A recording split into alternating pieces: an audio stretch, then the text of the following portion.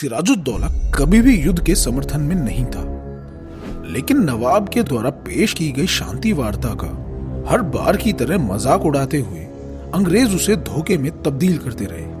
नतीजा ये हुआ कि लाचार होकर सिराजुद्दौला को अंग्रेजों के खिलाफ युद्ध का आगाज करना पड़ा और नवाब की सेना के आगे अंग्रेज मुखिया वॉट्स को हार माननी पड़ी। चाहता तो नवाब वहीं उसी समय बागी विदेशी व्यापारियों का काम तमाम कर सकता था, किंतु उदार सिराजुद्दौला इन लोगों के छलों से शायद अभी तक पूरी तरह से परिचित नहीं हुआ था।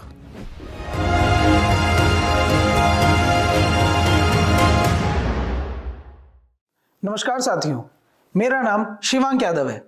स्वागत है आपका भारत में अंग्रेजी राज के 17वें एपिसोड में। अपनी वीरता और उदारता के लिए सिराजुद्दौला का नाम पूरे भारतवर्ष में प्रसिद्ध था। मुगल साम्राज्य के अंदर सिराजुद्दौला का नाम एक सशक्त शासक के रूप में लिया जाता है।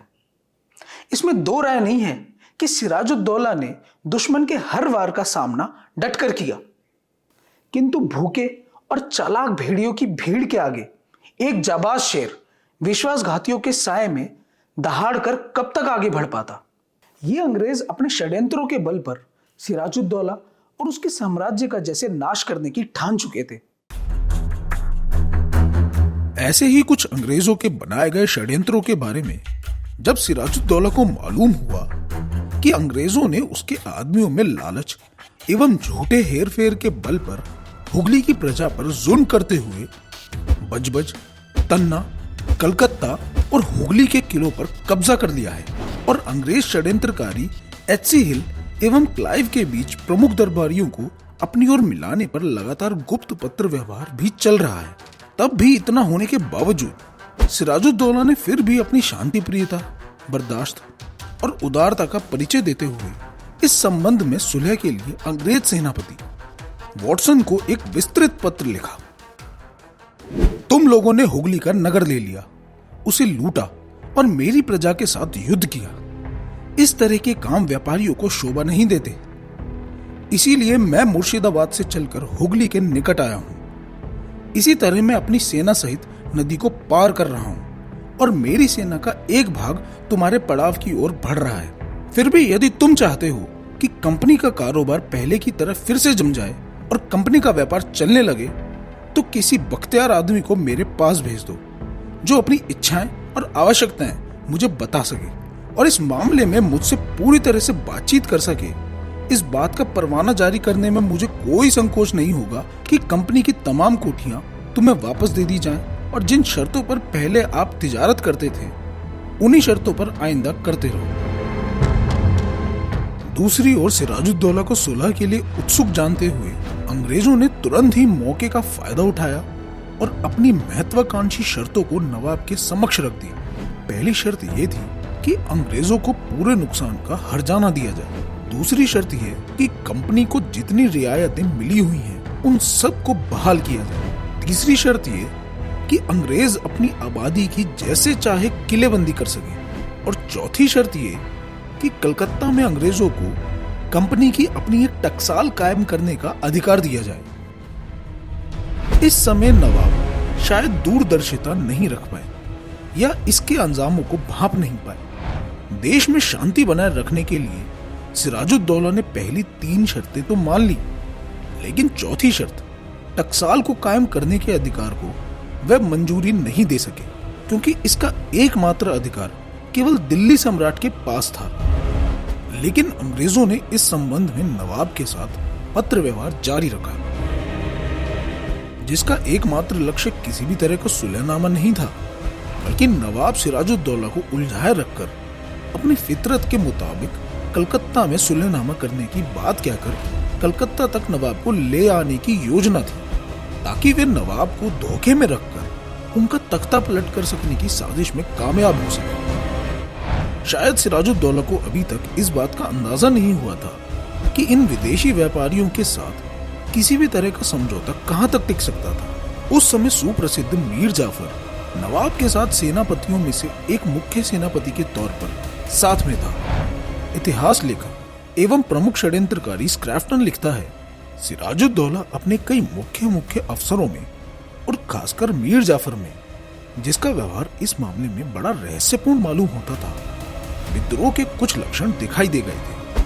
अंग्रेजों की जालसाजी से भरे अनिश्चितता के इस माहौल में 4 फरवरी सन 1757 ईस्वी को सिराजुद्दौला कलकत्ता पहुंच गया। कलकत्ता पहुंचते ही सिराजुद्दौला को अमीचंद के बाग में बहुत ही आओ भगत के साथ ठहराया गया। वहीं पर बनावटी अंग्रेजी नुमाइंदे वॉल्श और स्क्रैफ्टन ने नवाब के साथ सुलह की बातचीत जारी रखी और दूसरी ओर देशद्रोही राजा नवकृष्ण नवाब के दल में अंग्रेजों के लिए जासूसी कर रहा था।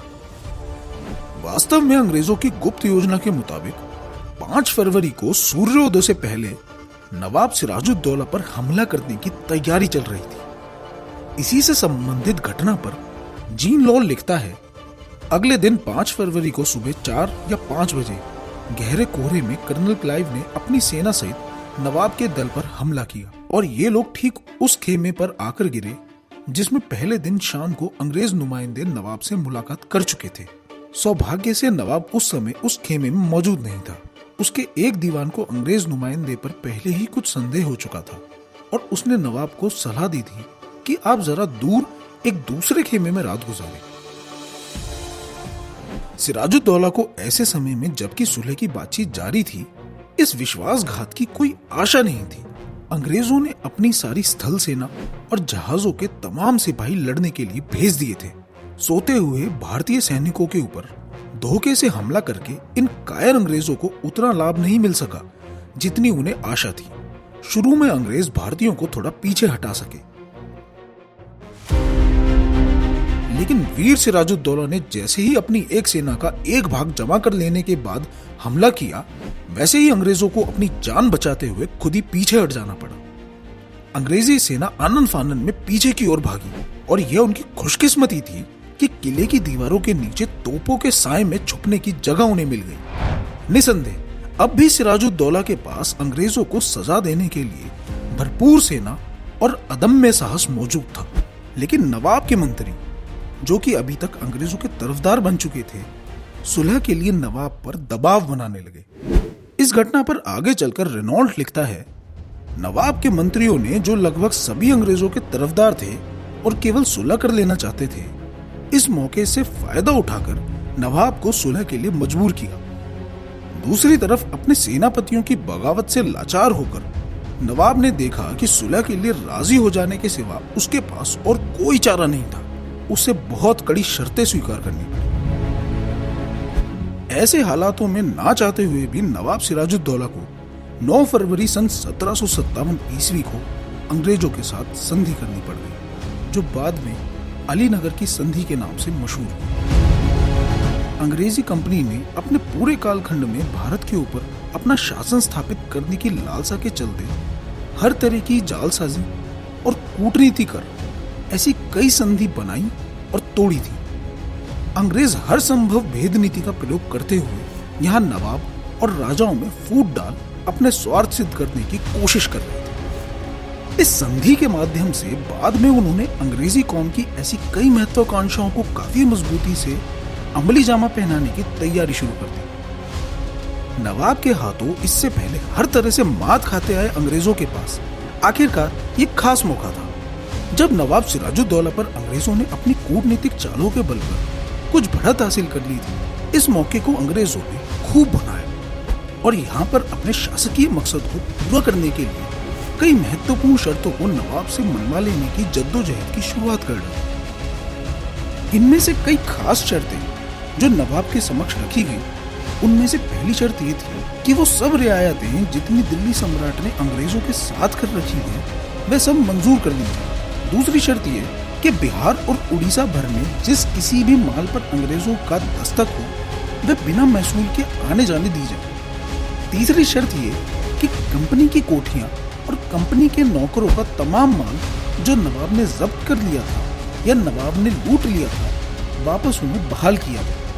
चौथी शर्त ये कि अंग्रेज जैसे चाहे कलकत्ता की किलेबंदी कर सके। पांचवी शर्त ये कि अंग्रेजों को सिक्के ढालने का अधिकार मिले। छठी शर्त ये कि हमारी पेश की गई इन शर्तों पर नवाब और नवाब के मुख्य पदाधिकारी और मंत्रीगण इस शर्त पर हस्ताक्षर करें।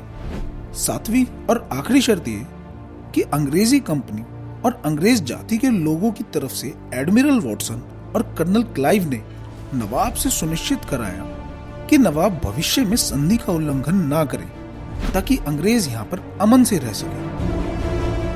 अंग्रेजों ने इस संधि के साथ साथ नवाब से मुर्शिदाबाद के दरबार में एक अंग्रेज एलची के हमेशा रहने की बात भी मनवा ली और साथ ही साथ यह भी तय करवा लिया कि जब भी नवाब को जरूरत पड़े तब अंग्रेज नवाब की धन एवं सेना से मदद कर सके।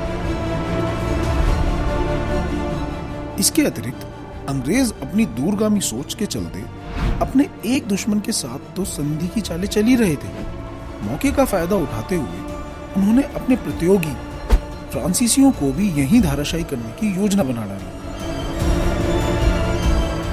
इसके लिए अंग्रेजों ने सिराजुद्दौला के द्वारा फ्रांसीसियों के ऊपर चढ़ाई कर यहां से उन्हें निकाल देने की भी शर्त जोड़नी चाहिए, लेकिन सिराजुद्दौला ने केवल यही एक शर्त को मानने से इनकार कर दिया।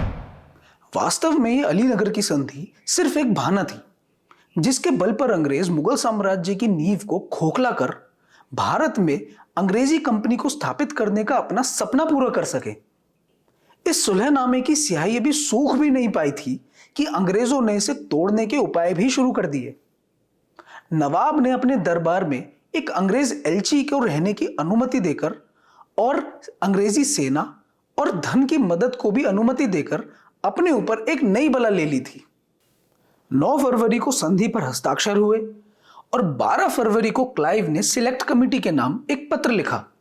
इस पत्र में क्लाइव की भारत के अंदर अधिकार प्राप्ति की बढ़ती भूख देखी जा सकती है और भी नई रियायतें नवाब से मांगी जा सकती हैं, और यदि एक ऐसा आदमी नवाब के दरबार में एलची करके भेजा जाए जो देश की जबान और रिवाजों को समझता हो, तो न केवल उसके जरिए ये नई शर्तें ही मंजूर कराई जा सकती हैं, बल्कि इस तरह के और बहुत से प्रकट या गुप्त कामों में भी जो पत्र व्यवहार द्वारा इतनी अच्छी तरह नहीं हो सकते, वह मनुष्य बहुत उपयोगी साबित हो सकता है।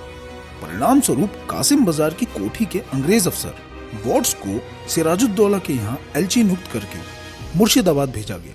ये वही वॉट्स था जिसकी एक बार सिराजुद्दौला जान बख्श चुका था।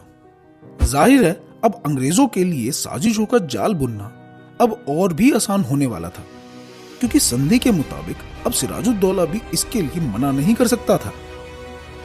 इसी के चलते 16 फरवरी के एक पत्र में वॉट्स को कंपनी की ओर से हिदायत भेजी गई कि तुम 9 तारीख के सुलहनामे से बाहर 10 और नई शर्तें सिराजुद्दौला के सामने पेश करो।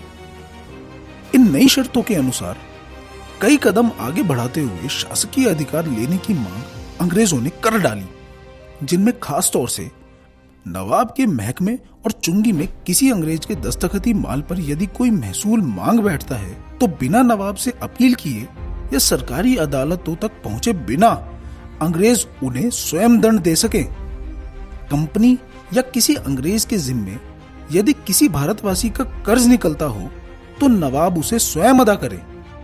अंग्रेजों के द्वारा स्थापित अदालतों में भारतवासियों को मुजरिम करार देने और फांसी तक की सजा देने का अधिकार मिल जाए। नवाब से भेंट करने के समय अंग्रेजों को किसी तरह की नजर पेश ना करनी पड़े। अंग्रेजों ने इसी तरह की कई शर्तों का एक खाका तैयार कर लिया। इस तरह से अंग्रेज अपनी सीमा से आगे बढ़ते हुए फरेब से हत्या शासन को मूर्त रूप देने के लिए सभी हथकंडे अपनाकर बड़ी ही कूटनीति से काम ले रहे थे। उन्हें पता था कि सिराजुद्दौला इस तरह की नई शर्तों को हरगिज नहीं मानेगा। इस बात का हल निकालते हुए अंग्रेजों ने पहले से ही अपने पक्ष में किए अमीचंद और उसके धन की मदद ली, जिसके मुताबिक सुप्रसिद्ध अमीचंद को एलची बनाए गए वॉट्स का सलाहकार नियुक्त कराकर दोनों को साथ मुर्शिदाबाद भेजा गया। वॉट्स अपने मेमोइर्स ऑफ द रेवोल्यूशन में स्वीकार करता है कि साजिशों को सफल बनाने के लिए उसने मुर्शिदाबाद के दरबार में रिश्वतों का बाजार खूब गर्म कर रखा था। साथियों, आज के एपिसोड में बस इतना ही। मिलते हैं अगले एपिसोड में।